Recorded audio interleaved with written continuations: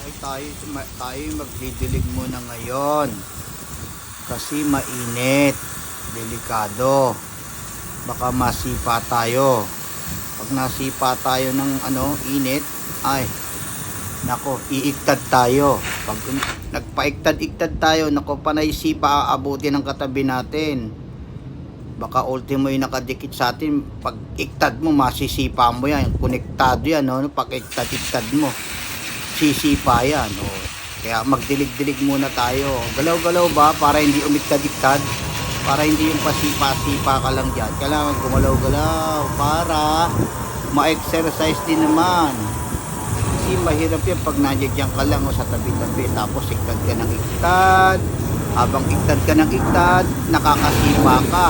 So, ang dami mong masisipa, kakaiktad mo, di ba? Kaya galaw-galaw.